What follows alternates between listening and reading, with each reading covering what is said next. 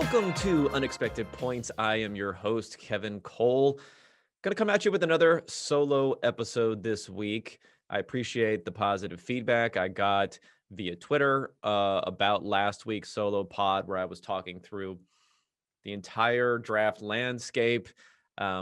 Primarily, I wanted to do the solo pod because I wanted to get through a bunch of information. But what I've found is, and I think some of the feedback that I've gotten is, I can really dig into some of these core analytical concepts a little bit more, maybe so, than with the guest who isn't, quite on the same plane as far as how we look at things in the NFL. So I think I'm going to try to do this a bit more, mix in some interviews during the summer that we're going to have some dead months here. So I will say, if you want to ask some questions, you want to do a Q&A style here going forward, I can add some of that to the end of the pod, though I think I can, at least for this week and for the next couple of weeks, keep up enough time. So feel free, leave a review on iTunes, leave a question there. I'd be happy to answer some of those there. And then, of course, I may do a call out on Twitter to get some of that information too. But I'm going to try to, stay focused and stay niche, as I mentioned earlier, on more of the analytical topics or looking at some of the news from that frame of reference. Now, there's a lot of other podcasts out there where you can get great information, including at PFF. We have the 2-for-1 Drafts podcast, which I've been listening to a lot with Austin Gale and Mike Renner, where especially during draft season, you can go back in the catalog and really learn so much about the different prospects, and then post-draft, how they're going to fit in afterwards. I think that's great. The PFF Forecast podcast, which has guys from our research and development crew, Eric Eager, George Chahuri. That's a great podcast to get a lot of information, especially really focused on betting markets. I'm going to talk about some betting markets there and some concepts that deal with the analytical side of that, but they're really going to be focused in on that stuff. And then we have, the PFF NFL show. We have the Chris Collinsworth show, which has a lot of Richard Sherman also as part of that. So a lot of different podcasts. And then, of course, the fantasy football podcast. Fantasy football, again, is another thing I'm going to touch on in these podcasts, but it's not going to be the primary thing. So this week, there's a handful of things that I want to discuss. I didn't get into Aaron Rodgers much last week, despite the fact that that's when, everything dropped. Everything dropped right before the draft. So I didn't get into it in my draft wrap up, but I want to talk about it here, but not really focusing on Aaron Rodgers in particular, but looking at some of the dynamics in trade markets, how leverage works, things like that in the NFL, fair compensation, and so on.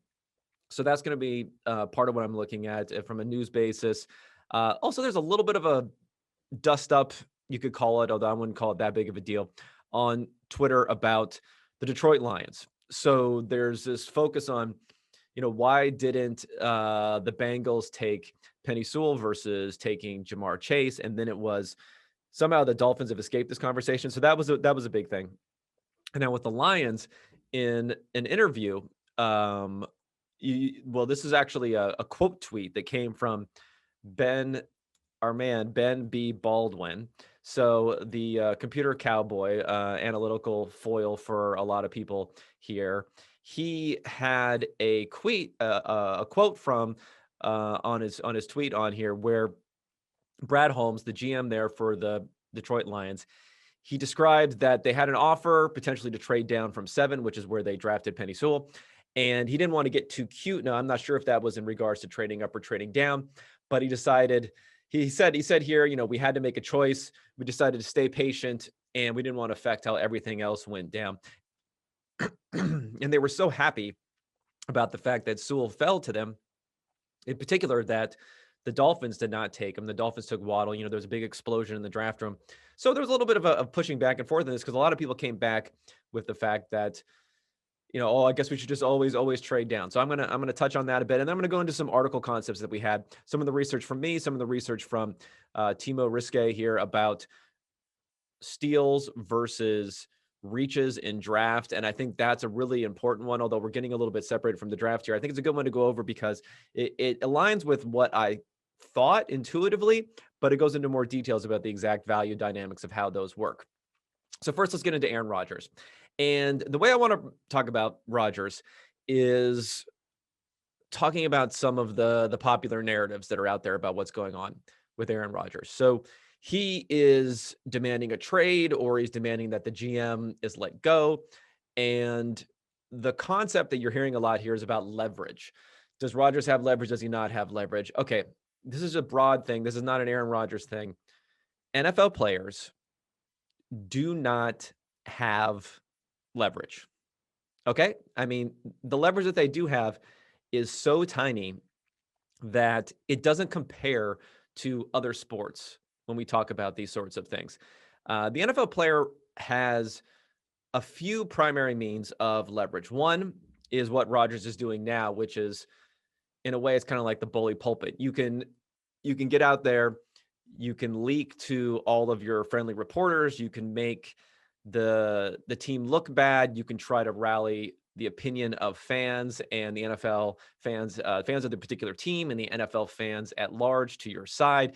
You can just make things uncomfortable for your team. Now, obviously, if you're in the front office somewhere, you would rather be comfortable than uncomfortable.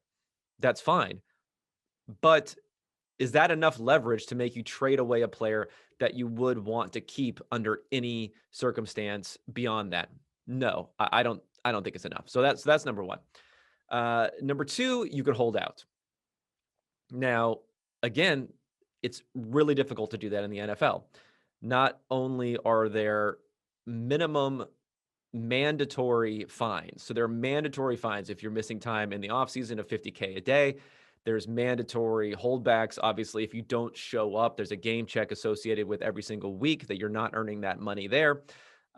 If you miss time beyond the mandatory stuff, you have the legal right as a team to claw back parts of the prorated signing bonus for that year. You can claw back part of that if they miss time, if they're missing the offseason, part of that when they miss week one. And then if Aaron Rodgers decided I'm going to go and retire, they could claw back all of the rest of the prorated amount of that signing bonus, which for a player like Rodgers is huge. I mean, we're talking about them having the right to take back 20, $30 million. I don't care how much money you've made over your career. If you're going to have to give up $20 million or more, that is very, very painful. I mean, you don't see it happen often because really teams only exercise that provision if they feel like they've been blindsided. If they feel like it's a good faith sort of thing, they gave the signing bonus, the contract went on, the player couldn't play anymore, their talent level declined so much that they couldn't continue, they were injured so much that they couldn't continue. They may let it slide. What's going on here? This, while there might be some PR benefits to the Packers on quote unquote letting this slide, this is a pure adversarial relationship at this point. And, with Calvin Johnson, what ended up happening is I think they were just upset that Johnson walked away when he clearly could have kept on playing in their minds. Now, Johnson had injury concerns, so that was a problem there. And I think with the Andrew Luck situation, again, they could have clawed back money for him. They didn't, but they felt like that was more of a good faith sort of thing that Andrew Luck was doing.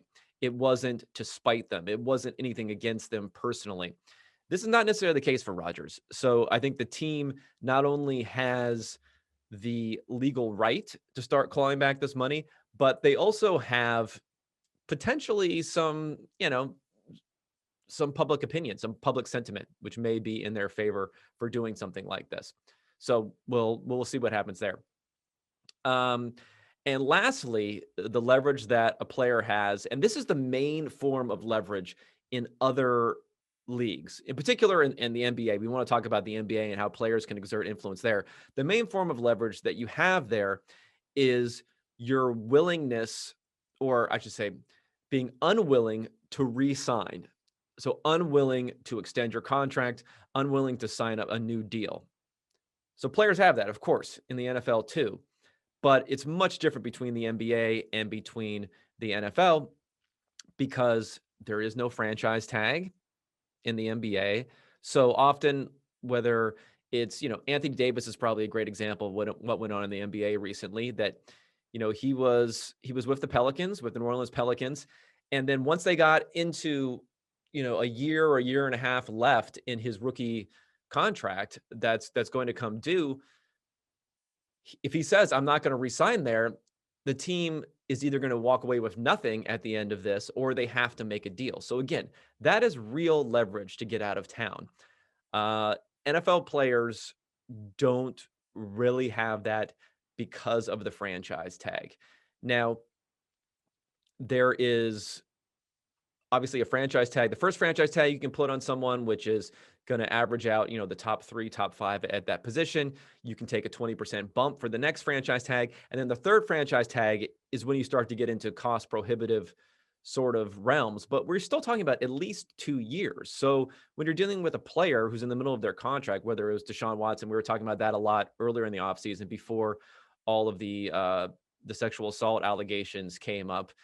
Whether you're talking about that or you're talking about Rodgers here, who has time left on his contract, they can string this out a long time if the Packers want to, and they can force Rodgers to give up all of this money in order to do that. You couldn't see that as much in the NBA. They eventually have to make a deal, or they're going to walk away with nothing. There's nothing they can do there. And also in the NBA, player value is a little bit more stable there because you could be more confident that a top-notch player is really, number one, is really that valuable because they are, like the quarterback in the NFL is really, really valuable. A top NBA player is probably even more valuable to their NBA team. Non-quarterbacks in the NFL, of course, are nowhere close to that sort of value. They're pieces, really, and what's going on with the team. So there's that. The injury risk is there, but is not as significant. There are players in the NBA, whether it's Kevin Durant coming off of an Achilles tear or a blown ACL, they go ahead and they're going to sign a max contract afterwards. So because of the max contract too, there's just not like incentive to stay in one place versus another. The injury risk, these players are worth so much more than the max contract that these other sorts of risks that come into play isn't going to lower their value. They're not worried about playing out a contract to the last day and then going into free agency and worrying about those things happening. Whereas in the NFL, you could be worried. You could say, you know what, I'm going to take off of a great season with my current team. I'm going to take the extension. I'm going to take all this money up front rather than play out franchise tags and hope that something bad doesn't happen. So all of that stuff comes together with the NFL versus the NBA. And that's why, they don't have the leverage. And if you look at situations that we've seen in the NFL in recent years, people will try to compare the situation with, let's look at the biggest trades that have happened, right? The biggest trades that have happened recently, Laramie Tunsil went from the Dolphins to the Texans, 2 first-round picks and a second-round pick. There were some other later-round picks exchanged as part of that. Jamal Adams, 2 first-round picks. Jalen Ramsey, 2 first-round picks. Now, were those situations when those players exerted extreme leverage to get out? Well, I mean, what they did more than anything was they made it known that if they're not going to get the deal they want, now remember, Jamal Adams wanted to be paid and wanted a big amount and wanted the negotiations to happen with the Jets. Jalen Ramsey wanted the negotiations to happen with the Jaguars. They weren't saying we're leaving here no matter what, like you would see with an NBA player. They wanted these negotiations to happen. Now, they were willing to be a little bit more patient in a new location where they had, trust and faith there, but it wasn't as if these teams were forced to get rid of them. If anything, you could have been doing these teams a little bit of a favor where they could go out on the free market. They can negotiate with other teams and not have to worry about word leaking out about that and then the players getting upset about the fact that they were negotiating. So they can do this more out in the open because this thing where you say, oh, a player wants to leave, so therefore, like people say this about Joe Douglas. Oh, Joe Douglas did such a great job trading away Jamal Adams when everyone knew he wanted to leave. But that's not how negotiations work. When the Jets are negotiating with the Seattle Seahawks, the Seahawks aren't saying in their heads, okay, Jamal Adams, we believe he's worth 3 first-round picks, but you know what? Well, let's not say 3 because that's just absurd. But let's say initially, they're not going to say, you know what? We believe he's worth 2 first-round picks, but we're only going to offer 1 first-round pick because he wants to leave, so we're going to get that discount. Because if you do that and there's another bidder, which presumably there are for these superstar players, if that other team is rational, believes that Jamal Adams is a value at 2 first-round picks, well, then they're going to be willing to give a little bit more than you're willing to give. The Jets are going to call them up on the phone and say, the Seahawks have 1 first-round pick on the table. What can you do? And they're going to say, well, I can do a first-round pick and a second-round pick. And then they're going to come back to the Seahawks, who remember believe that Jamal Adams is worth 2 first-round picks, and they're going to say, hey, I have a first-round pick and a second-round pick from this other team. What are you going to do? And eventually they're going to get up to 2 first-round picks. They're not going to let some other team get Jamal Adams at a discount because they know that Jamal Adams wants to leave. That's not how leverage works. These teams are in a trade market. They are bidding against each other. They're not just bidding against the team that's trading the player away. If that were the case, if they were only bidding against the team they were trading away, yeah, they would have some leverage there knowing that the player wants to leave. But that's not the case. They're bidding against each other. You're not going to give value to another team just because you believe that player wants to leave and you feel silly paying fair market value for them. Not how it works. So you look at the returns that teams got on these trades, whether it's Tunsil, whether it's Adams, whether it's Jalen Ramsey. I mean, do we think, looking back, and if you ask the front offices of the Dolphins, of the Jaguars, of the Jets, do you think they regret what they did? Do you think they don't think they got fair value for these players? No, they think they got fair value. They did get fair value. This was an open bidding process. And in the NFL, you can get fair value for players because players are just not worth as much. Again, to flip this back to the NBA real quick. And when a superstar player like Anthony Davis is traded away, it's literally impossible to get fair value for that player because of a couple of different things. Number one, the draft compensation you get back is destroyed by the fact that you're trading away a good player to this other team. In the NBA, the draft value is much more concentrated up near the top of the draft. It's changed a little bit recently, but if you look at throughout time, the best players of all time are nearly all right at the beginning of the draft. Whether it's Shaquille O'Neal, whether it's Michael Jordan, who was the 3rd pick overall, whether it's Magic Johnson, whether it's Larry Bird, all these guys up near the top. That's shifted a bit with, Curry and Giannis and other guys who've done well later on. But, LeBron is more of the typical example there. So all this value is at the top of the draft. So when you're trading away Anthony Davis to someone else, that team is now not going to be picking at the top of the draft unless Davis gets injured for a long time. Whereas in the NFL, I mean, we have studies from Massey Thaler, is the famous loser's curse study, which has shown that because of the extra compensation you're giving to draft picks at the top of the draft in the NFL versus so much lower, it exponentially declines so much faster. Then in a lot of ways, the value you're getting from draft picks at the end of the first round is just as good, if not better, as you're getting from the beginning of the first round. And when that happens, there's just a lot more value you can give away in the draft. You can give away a first-round pick. You can give away second-round picks. Second-round picks are almost worthless in the NBA. They're not worthless, of course. There's guys like Draymond Green who have come from the second round, but they're kind of worthless. So there's that fact. In the NBA, you cannot trade away consecutive first-round picks. You can only trade away every other year.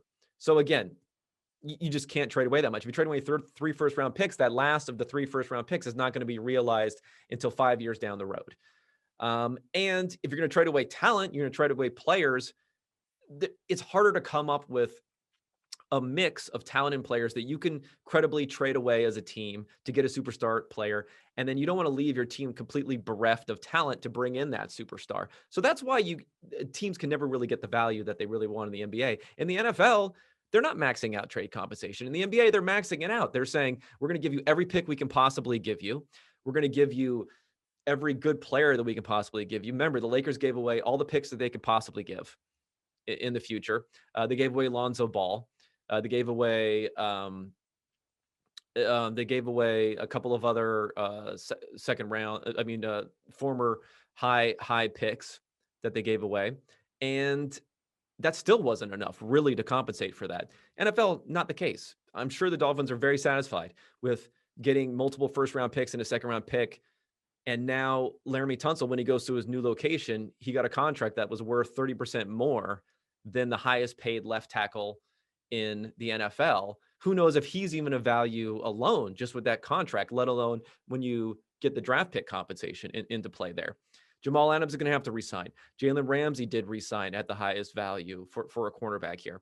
So these teams are not burdened by this. The one situation where it possibly could have come to pass that a team would not have been able to get enough trade compensation was the Deshaun Watson scenario. And obviously, that's not going to play out now, as I mentioned earlier, with the sexual assault allegations, whether it goes criminal or not. It's probably unlikely that Watson's even going to play this year. No one's trading for him. But in that scenario, you could see where you're only allowed to trade away 3 first-round picks in the NFL up to 3 years in the future. If it was during the draft itself, you could do 4 rounds. You could do 4 years worth of draft picks. So you're only allowed to trade away 3 years of draft picks. Players who you can throw in, it's just not going to be. Players aren't going to move the needle that much outside of quarterback. And if they had a quarterback, then they wouldn't be trading for Deshaun Watson in the first place. So that was going to be a really, really interesting situation because that would have been one of the first times in NFL history someone was forced to trade a player and might not have been able to get fair market value back for that player if it happened. That's why I was kind of dubious that it was going to happen, but at least it was a possibility. So let's flip over to Aaron Rodgers here because some people think that maybe this is a similar circumstance because he's a quarterback. I'm not so sure.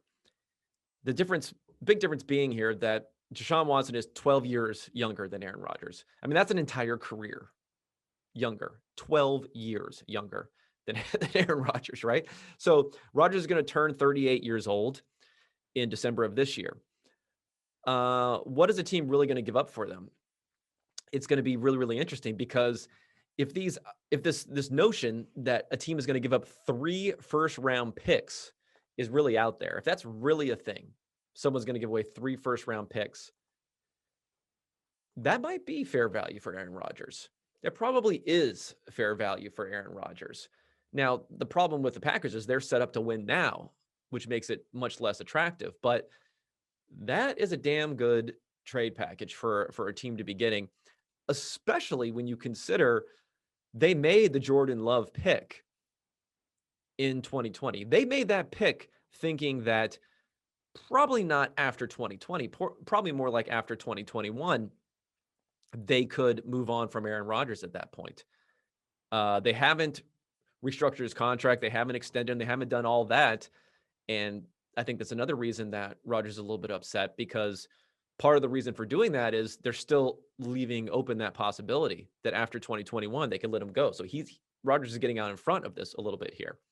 So in a lot of ways, this is kind of what the Packers wanted to happen. They did not expect him to return to MVP form.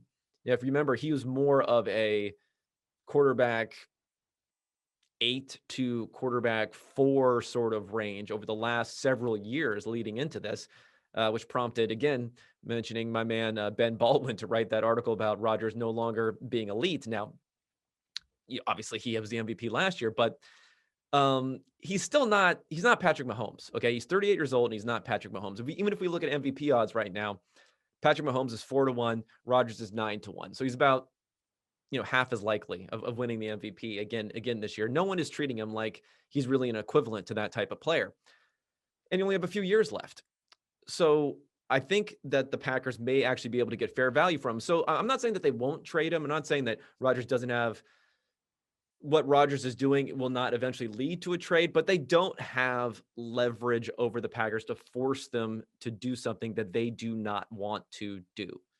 That's the key, that they will not be fairly compensated for. That's the key. They will be fairly compensated for this. They will take a trade that makes sense for them. And I'm a little dubious, honestly, that there are teams out there willing to give up 3 first-round picks. So there could be a public perception problem there too, where the Packers, if fair value is 2 first-round picks, which might be true in this circumstance, they might not take it just because you see Packers fans replying to hypothetical trade scenarios for Rodgers where he's being traded for 3 picks saying, that's not enough. That's not enough. No way. I mean, let's chill out a little bit here. I understand you don't want Rodgers to leave. I understand you want to win a title, but in reality, that's probably a pretty fair compensation package. Okay, before I move on to the next topic here, I have a little ad read. We're throwing the ad reads in here organically into the podcast here, and it is for PFF sponsor Western and Southern. So some people are wondering when you start thinking about life insurance. And I'm going to be honest here. I'm old. So I actually have thought about this.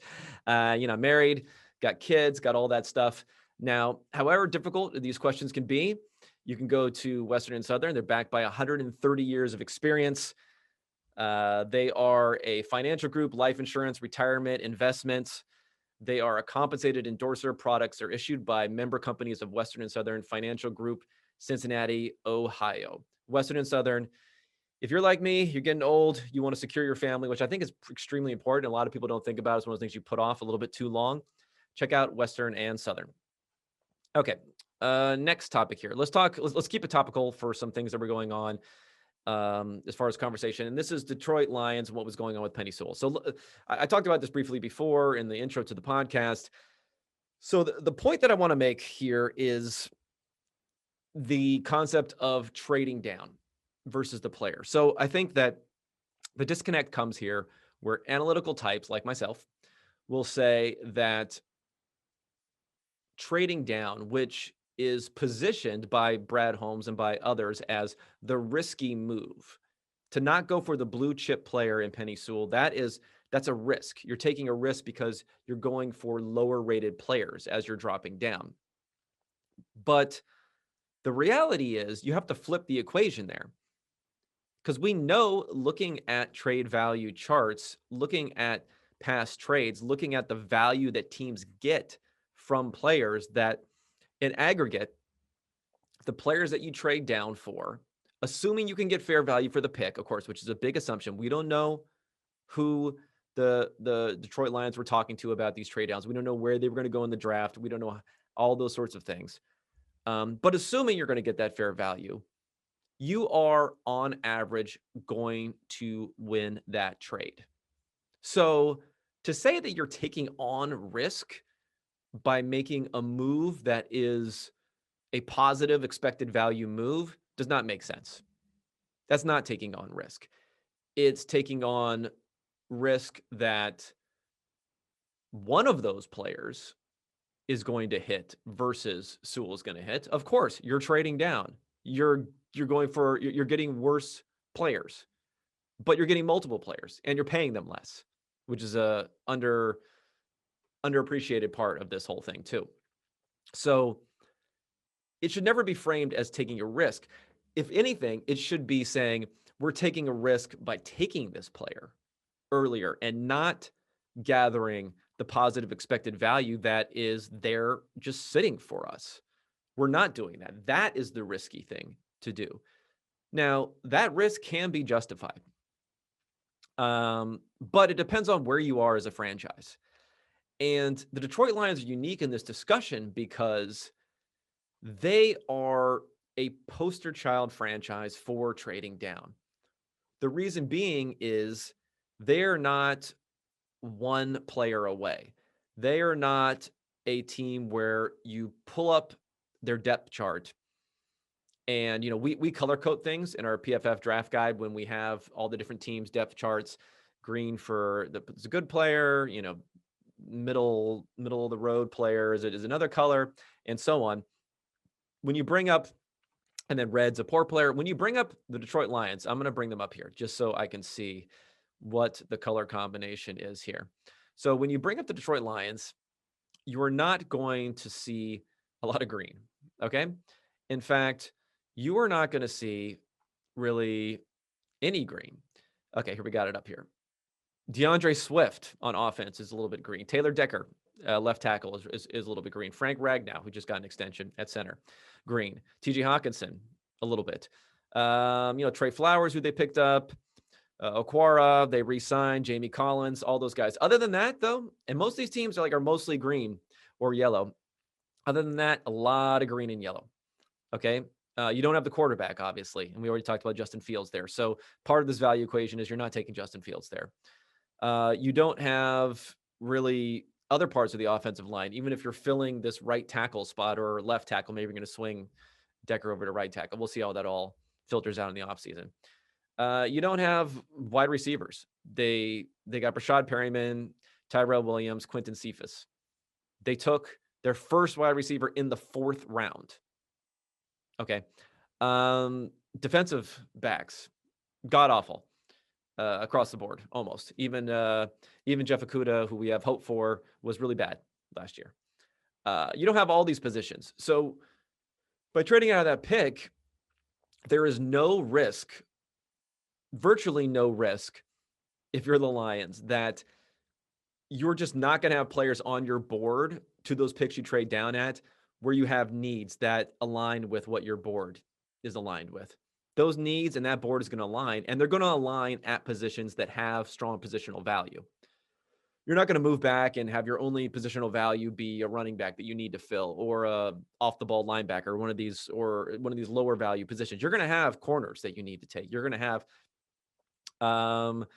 have receivers that you need to take. You're going to have even some offensive linemen that you may need. That you may need to take, and some other positions like guard if you get further back into the draft. So you're going to have all of that. There are going to be spots. And this is a situation where I remember for the Cleveland Browns, who traded back a ton back in 2016. People will say they went too extreme there. I think there are some things to quibble with. Although I looked at their roster, and I don't think it was as bad as people think. They just had colossally bad quarterback play and coaching in 2017 in particular.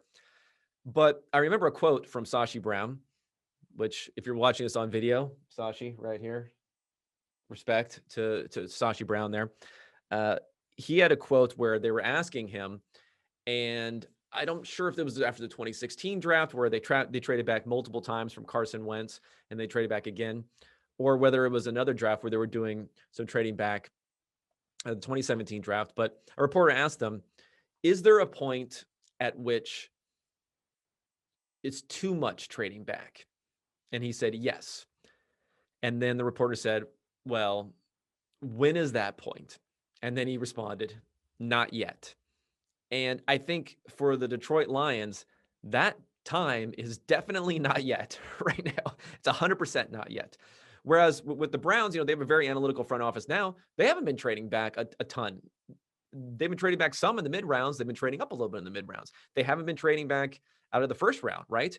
Where they got their left tackle last year. They got Jedrick Wills last year because they needed that position. They had a somewhat complete roster outside of that. They needed that left tackle. So that's a little bit more understandable right there. There was no quarterback to trade up for also. So there may not have been a ton of value that they could have gotten out of a trade back that year. If you look at what they did this year, they got a cornerback pretty late. Again, maybe there was someone who was willing to come up there. Maybe they could have gotten some other players, but it's not a huge difference. And they really have a fairly complete team that they've been building there. The Lions are not there. So I think it really just depends. And like I said, we don't know what the trade compensation was going to be, but I think there's also a faulty thinking of when Penei Sewell falls to you in that spot, then it's an obvious pick because he's so much better than the 7th pick overall. But once he falls to you, what should happen, in a rational market, maybe this might be an irrational market, but in a rational market, when he falls to you, other teams should see that. So even teams who don't want to trade up for a quarterback, other teams should see that, and the asking price for the trade back should go up to correspond to the value of that player. Now, if you're not seeing that, if everyone's just looking at their Jimmy Johnson draft charts and they're rigidly stuck to that, they're not adjusting off of that and pivoting off of that because of the player, then fine. And if you think you got the value off that, then fine. But you don't just say, we got X player and he has extra value, so therefore we're not going to entertain the trade back, because those teams should be recognizing that extra value that you're getting there. So that's the key. All right, so that's my Detroit Lions rant. And that kind of goes into the research that I want to discuss from this week. And one of the best pieces this week was Timo Risque of our research and development group. If you're not reading him, you got to read everything he puts out. He puts out maybe one piece a week because he goes a little bit more in depth into different topics.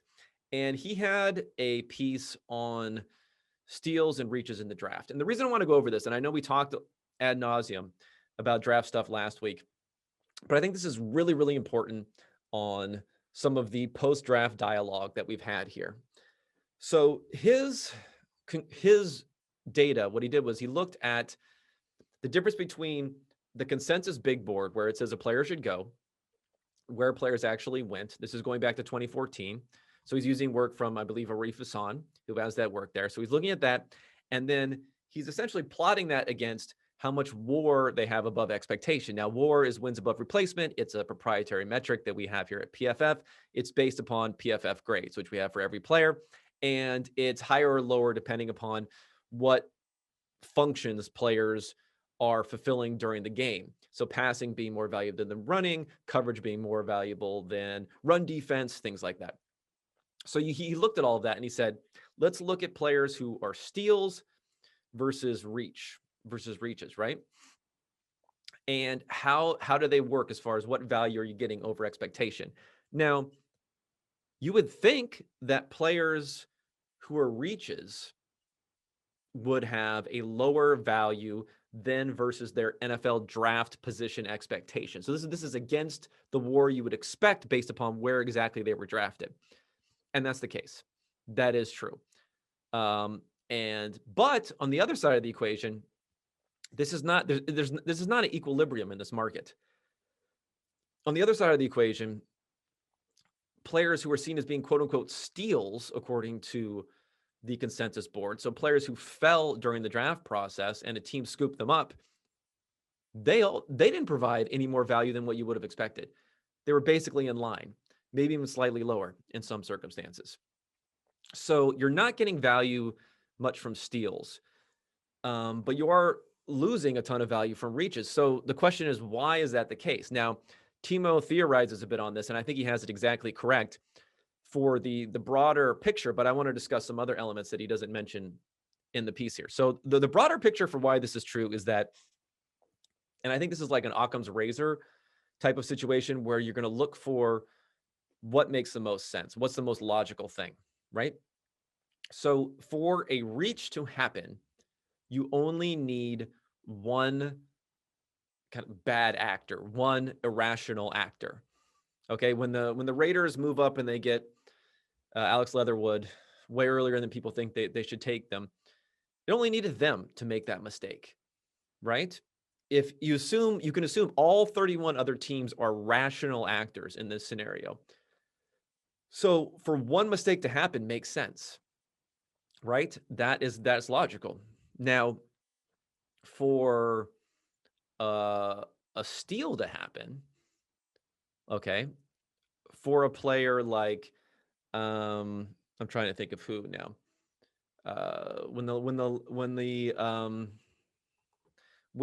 Let's talk about our Brownies here. So when the Brownies in the second round, they traded up to get who was it? Jeremiah Wusu-Koramoah, right? They traded up to get him. He was seen as being a huge steal by a bunch of teams. But if they drafted him at 52, and you're saying, oh, you know what? He was the 28th player. I'm making this up on the consensus board. So therefore, the Browns got, 14 slots of steal value. Well, in order for that to happen, again, assuming that these teams are drafting rationally, in order for that to happen, generally drafting rationally, and generally they're drafting best player available too. So it's not like they're just going to let an off the ball linebacker slide all the way back there because none of those teams have a need at that spot, right? That can happen with quarterbacks sometime near the top, and we'll talk about that. So in order for that to happen, for that to truly be a steal, there have to be, 24 spots. When did I say 14? So 24 spots for them to fall there.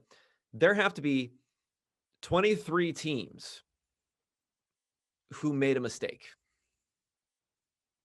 Or, teams draft multiple times. You know what I mean. 24 different opportunities to make the right pick that someone made the wrong pick. Whereas with a reach, it's just one opportunity to make the right pick where someone makes the wrong pick. That's why steals are not going to happen as much.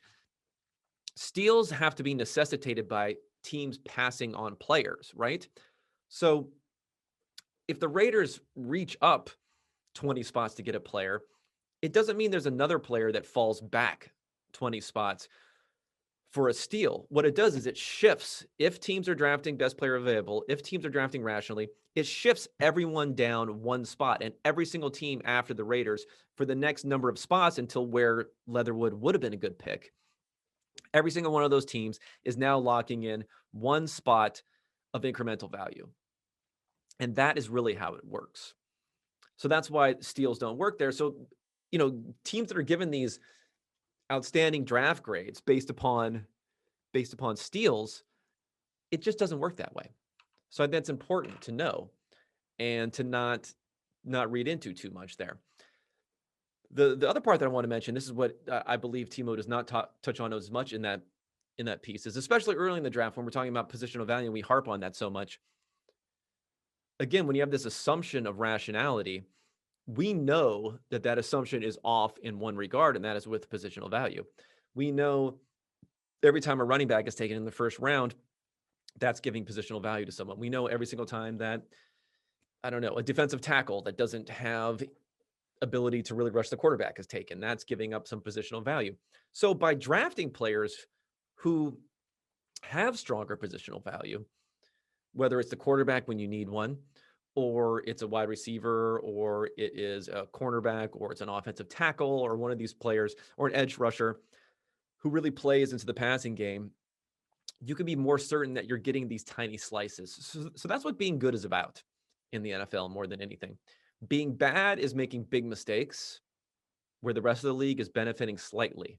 So I know when I was doing the draft recap podcast, some people were commenting on the fact that I was being fairly negative. And that's because it's the big mistakes that are the problems. And it's not making mistakes, which are difficult to credit teams for, because it's an accumulation of small advantages that really make the best teams in the NFL. And that's what's going to differentiate those teams. Okay, so let's hit another piece of research for the week. And I'm actually going to switch over here to discussion of Offensive Rookie of the Year.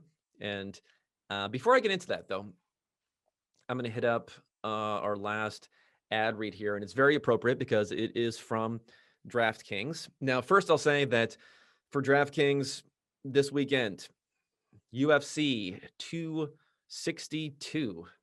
That's a lot of UFCs. It says, from Nate Diaz to Michael Chandler, there will be no shortage of action. And DraftKings Sportsbook, the official partner of UFC, has a heavyweight offer for this weekend. 100-1 odds. One fighter will be walking away with the belt. Will it be you with the cash? It says, don't worry if MMA isn't for you. DraftKings Sportsbook offers great odds and promotions on basketball, hockey, and so much more. And again, I'm going to get into some player props here soon. So look to DraftKings for this. I'm talking about Offensive Rookie of the Year. It's safe and reliable. You go ahead and download the top-rated DraftKings Sportsbook app now. Promo code PFF, and you turn $1 into $100. And you can bet on a fighter in the main card this weekend. Place the bet, watch, and then that's promo code PFF, $1 into $100. Must be 21 or older in New Jersey, Indiana, and Pennsylvania only. New customers only. Restrictions apply. See DraftKings.com/sportsbook for details. Gambling problem, call 1-800-GAMBLER, or in Indiana, 1-800-9-WITH-IT. Okay, so I'm going to talk about some odds that are from DraftKings, our sponsor, and maybe some other places that are a little bit more favorable odds for this next piece of research. And I just want to walk through this because I think it'll be helpful for some people to say, what's the analytical process when looking at something that may be bettable? I don't do a ton of betting content on here, but this one jumped out at me because I started to research it for a podcast appearance, and I said, hey, this is kind of interesting. I like it. So what I'm looking at specifically here is Offensive Rookie of the Year. And I was on a podcast with Jim Sonis and Ed Fang, the FanDuel Sportsbook podcast, and they were talking about this Offensive Rookie of the Year pick. And the question that was posed to me, I think, hints at some of the disconnection in this market. And the question was, do you think there's any value on running backs because it's such a quarterback-dominated league and quarterback-dominated award? But for research for that podcast, and what I've done in this article here on PFF that you can get, is the first thing you do whenever you're looking at any market is you look at the historical trends in that market. You look at the base rates. You try to figure out, because every bet you're making is a risk reward proposition. You're betting based against an implied win probability. You're not just betting a binary yes or no. I mean, sometimes it's even on both sides for certain bets, but for these player prop types of bets, you have to know the risk reward there. So I look back at the awards by position, and for MVP, it's very, very, very much skewed towards quarterbacks. In the last decade, 9 out of 10 were quarterbacks. Adrian Peterson was the only one that was a running back. In the previous decade, going from 2001 to 2010, 8 out of 10 were quarterbacks. And then going back to 1991 through 2000, 6 out of 10 were quarterbacks. All the ones were running backs who won. No wide receivers, no tight ends, won the MVP. Now, when you go to Rookie of the Year, there's some interesting stuff there, because in that cohort multiple decades ago, from 1991 to 2000, it was 8 running backs, 0 quarterbacks, and 2 wide receivers. Now, so the markets have shifted greatly. As we saw, guys like Justin Herbert winning the award, Dak Prescott won the award, Kyler Murray won the award. So they're quarterbacks who are definitely winning now, but it's not nearly as skewed as MVP. From 2001 to 2010, it was 4 quarterbacks, 4 running backs, 2 wide receivers. From 2011 to 2020, it didn't really move much. 5 quarterbacks, again, 4 running backs, and 1 wide receiver. So running backs are still very, very good picks. So there's a roughly 40% chance that a running back wins historically. Now, this is a very strong draft for quarterbacks. 5 of them going in the top 15 picks. Very strong draft for wide receivers. 3 of them going in the top 10 picks. So the odds are skewed towards those positions more than they would be traditionally, and I think that makes sense. But if we look overall, I think maybe it's gone a little bit too far. If you add up the implied win probabilities at sportsbooks right now for these different positions, it's almost 80% going to be a quarterback. And again, these are going to add up to more than 100%, because that's how the sports books make their money, right? Is they're not giving you like perfectly even expected value odds in total, right? They're giving you harder baselines to beat. So about 80% for quarterbacks, 20% for running backs, 25% wide receivers, and then 7% tight end, because we have Kyle Pitts in there. So it's only 20% for running backs, where we've seen them traditionally be 40%. Wide receivers are more around 10, 15%. They're at 25%. They deserve to be higher, but do they deserve to be that much higher based upon what we've seen? I mean, Justin Jefferson couldn't even win last year, even though he had an incredible, incredible year. In the last couple of years, we've had some really, poor running back performances, quite honestly. After Saquon Barkley in 2018, who did win Rookie of the Year. So that opened things up for quarterbacks. And again, quarterbacks have been winning 40, 50% of the time over the last couple of decades. They're almost 80% here. So we just know structurally that the market is undervaluing running backs versus historical odds, overvaluing quarterbacks, overvaluing wide receivers, probably by even to a greater degree. So we know that. So now we dig in and we say, well, it's not the strongest running back class, but it is a top-heavy running back class. We did have 2 running backs go in the first round, where you don't necessarily see that. You did not see that last year, obviously. You only had a 32nd pick, Clyde Edwards-Helaire. None of the running backs last year, whether it was DeAndre Swift, whether it was Jonathan Taylor, whether it was J.K. Dobbins, whether it was Clyde Edwards-Helaire, none of them were able to really get the workload that you needed to be able to win. And I looked at the past winners, so the past winners of the last decade, who are running backs.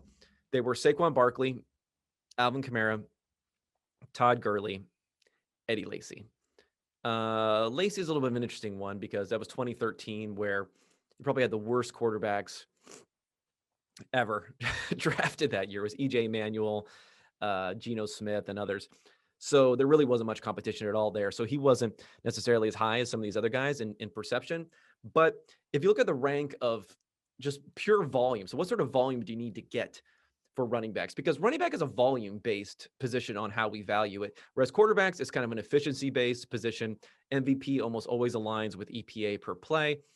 And for wide receivers, it's also a volume-based position. How much accumulation, right, of production-based is what I should be saying more than anything else, which is yards and touchdowns. Now, you get that more easily through volume than not, right? Like you can have extreme efficiency, and there's one extreme efficiency example of a winner, and that's Alvin Kamara, who was ranked 22nd of all running backs in 2017 when you combine attempts and targets together. So he was able to still get sixth most rushing yards of any running back that year, and the second most touchdowns. He was able to get the sixth most total yards, excuse me. So he was able to get over 1,500 total yards. He was able to get 13 touchdowns, despite having the 22nd best usage. But that doesn't happen very often, right? When Saquon Barkley won in 2018, he had the second highest usage of any running back, and he was number one in total yards, number three in touchdowns. Todd Gurley, he was 10th in usage, but he only played 13 games. So when you gross that up, he would have been third in usage. He was sixth in total yards, but again, you gross that up, I think he's top two. And then he was sixth in touchdowns. Gross that up, he's well within the top three. Eddie Lacy was sixth in usage, 10th in yards, sixth in touchdowns. So that usage question is almost always tied together, unless you have a total outlier season like Alvin Kamara. But I don't know how some of these other running backs are going to get on that sort of level. I don't think the Broncos offense, the Jaguars offense with a rookie in Trevor Lawrence, or the Steelers offense, honestly, is going to have that sort of efficiency where you can have a Kamara type of production with touchdowns in particular. But workload is concerned, Najee Harris is aligned to have, just as good of a workload as a pick that went in the top two pick like Saquon Barkley was, right? Even though Harris didn't go to the 24th pick. So you may be discounting him because of that, but the Steelers are already talking him up as a 3-down back. There's no competition there with Benny Snell and Anthony McFarland. The offense isn't great, but there's volume to be had there. And when you look back at what the best example for Najee Harris is, going back, and that would be what Le'Veon Bell was, right? So Le'Veon Bell, when he was in Pittsburgh, he averaged about 24 attempts plus targets per game, nearly 23 as a rookie. If you look at his 13-game pace when he was a rookie, his touches, let's just do touches here. So we'll even scale it down a little bit and just do actual receptions and not targets. His touches, he was on about a 380 touch pace for a 17-game season that we're going to see this year.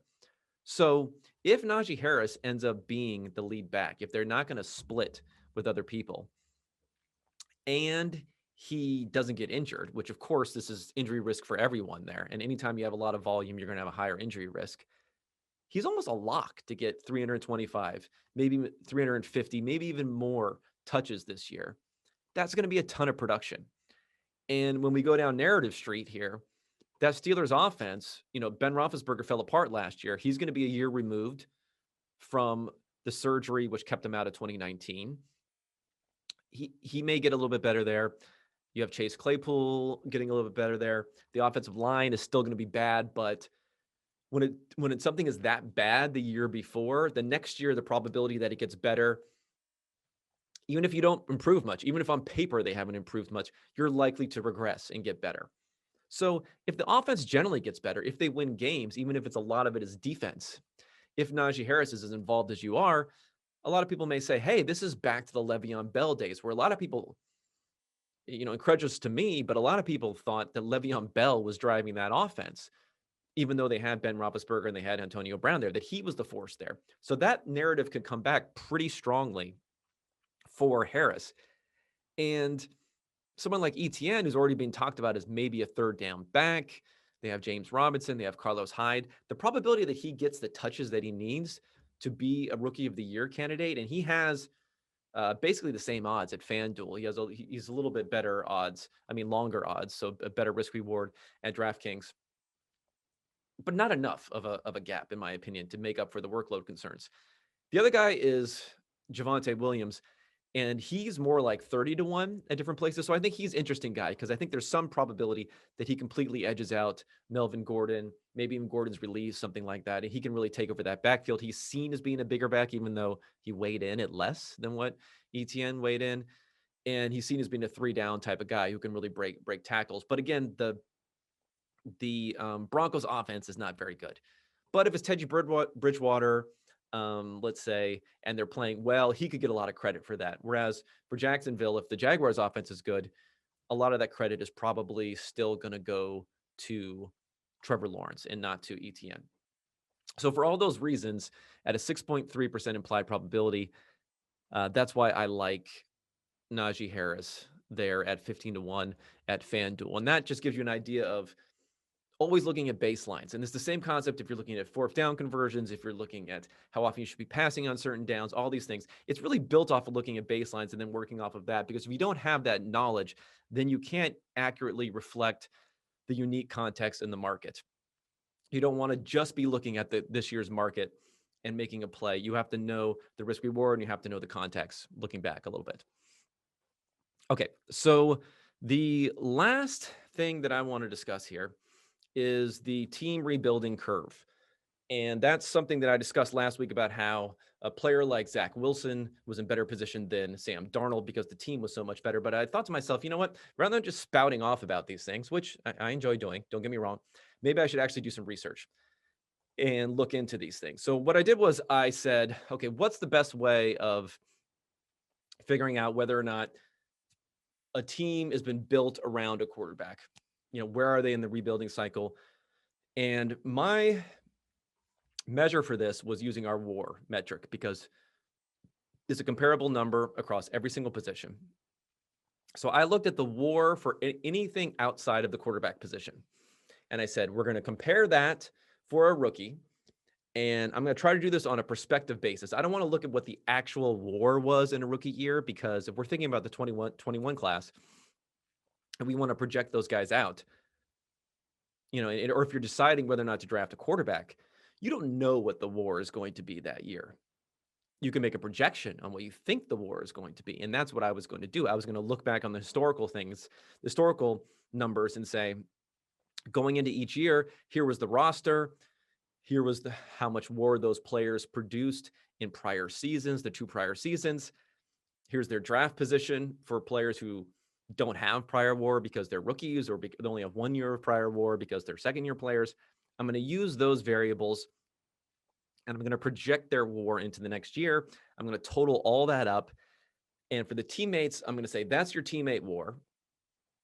So that's how strong your team is. And then on the other side, I'm going to say for these quarterbacks, I'm going to look at your 3-year WAR over the first, second, and third year over what's expected. So over what would have been expected based upon your draft position. And I think that's really a key part, because we see that some of these quarterbacks who ended up succeeding with strong teammates were really later round picks, so you wouldn't expect it to survive. So part of this is just a survival bias, that they were able to survive because their teammates held them up.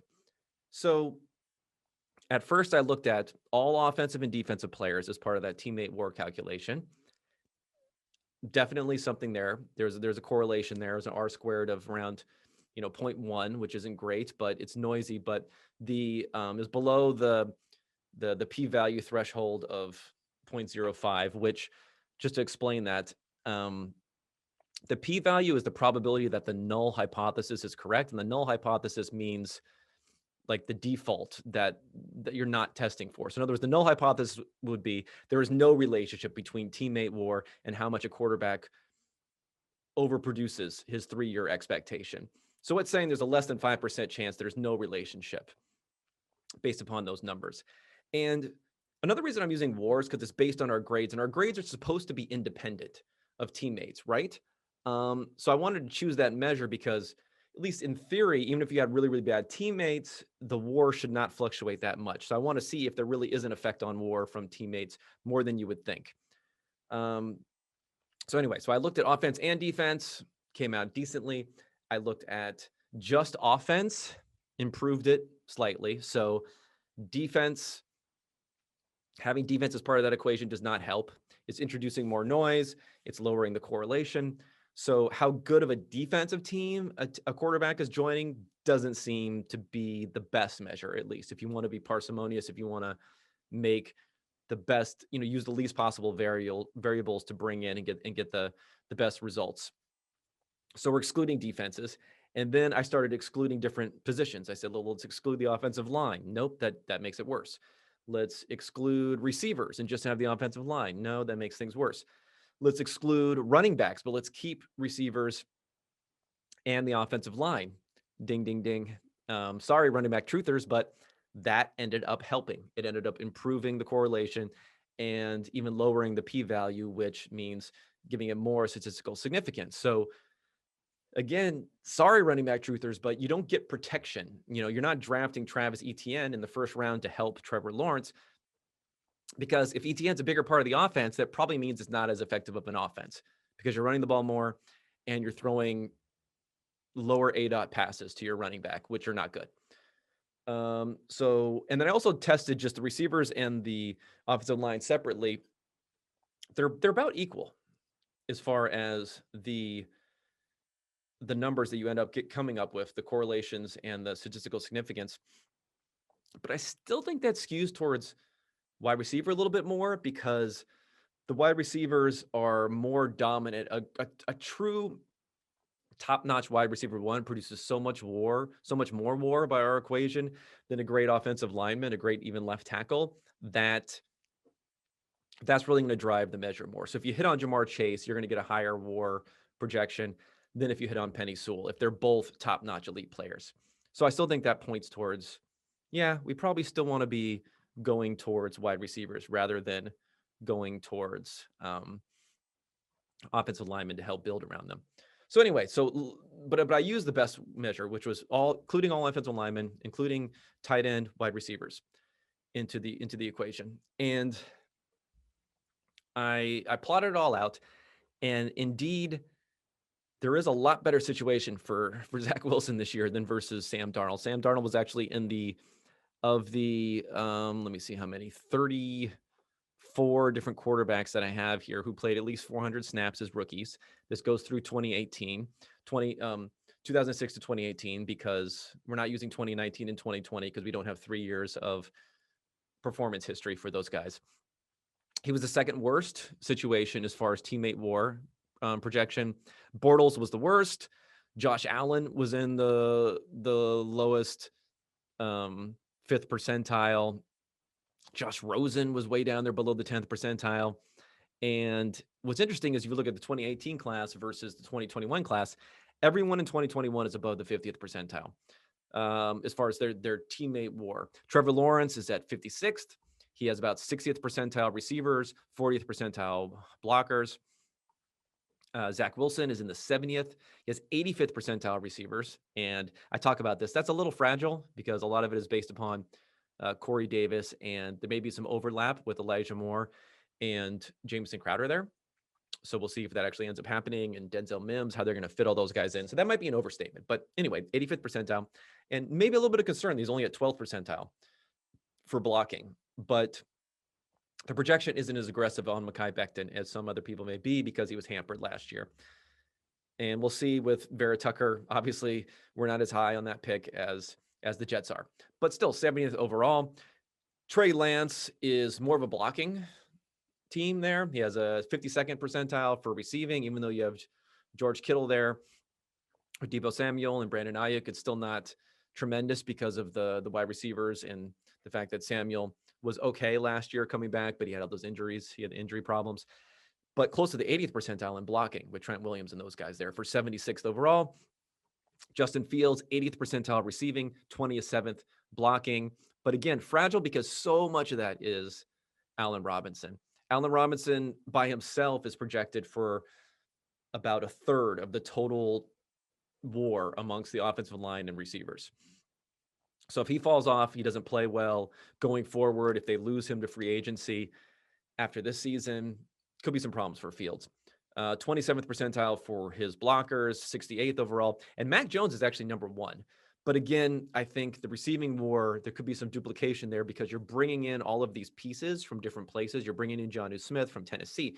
You're bringing in Hunter Henry from from LA. You're bringing in Kendrick Bourne from San Francisco. You're bringing in Nelson Aguilar from Las Vegas. Are those guys all going to hit their projections next year now that they're all mushed in together and they're going to be competing with each other? And especially at like tight end, like how many tight end targets are there to go around? It could be a little bit dicey there, but they're at 76th percentile. And then 74th for offensive line because they beefed that up and they have some good players there. So he's at 83rd overall. So he's one of the best situations. So these are all quarterbacks who are in great situations. And I think that's why you could see some great quarterback play this year out of rookies who have been getting better and better over time. Whereas I mentioned in 2018, Darnold was near the worst. Allen was near the worst. Rosen was near the worst. Lamar Jackson was at like 27th percentile, so he was down. Baker Mayfield was the only guy that was in a good spot at 68th percentile with a good offensive line and Jarvis Landry and Njoku, who was okay playing there in his second season. So he was pretty far up there. Some other guys to talk about. We divide out these cohorts. Quarterbacks who were in the 25th percentile or lower in teammate score, there were 6 failures and 4 successes. And then if you look from 25th to 50th percentile, the failures to successes were 4 to 5, so more successes than failures. And then if we go 50th to 75th percentile, there's only 1 failure to 8 successes. And then if you look at 75th to 100th percentile, 2 failures, 6 successes. So it just shows how guys like Dak Prescott, Derek Carr, Andy Dalton, Joe Flacco, later picks, guys who were not first-round picks, Teddy Bridgewater, even Mike Glennon, believe it or not, played okay when he started off. Those guys, even though they weren't high picks, they were able to have success because their teams were built well around them and extend their careers. Russell Wilson, another guy, he was in above 50th percentile there.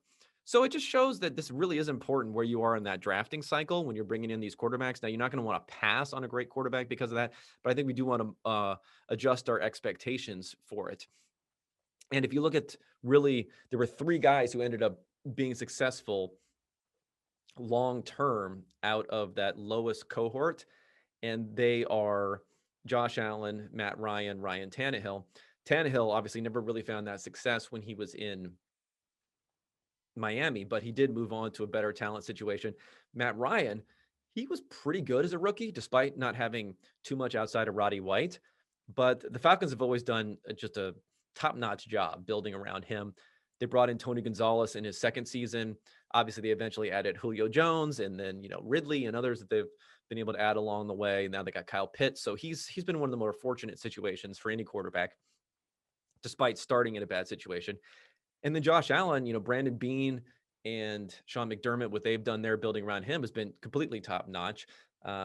It wasn't there for his rookie season, though. So he survived that rookie season, which was a little bit rough. And then the second year, they rebuilt the offensive line. They brought in Cole Beasley. They brought in John Brown. The third year, they continued to build around that. And then they brought in Stephon Diggs. So you'd like to have that all in place. You can get there, but you better really, really invest and really, really get there, which we didn't see enough of with Sam Darnold, in my opinion. So I'm going to cut him a little bit of slack, but at the same time, he performed below what you would expect, even based upon the weak teammates. So ideally, you see someone who failed in that circumstance at least outperform what you were hoping for with those support teammates. And we didn't see that for Sam Darnold, so we will see what ends up happening next week. All right, everybody, that's it for this week. Rate, review the pod.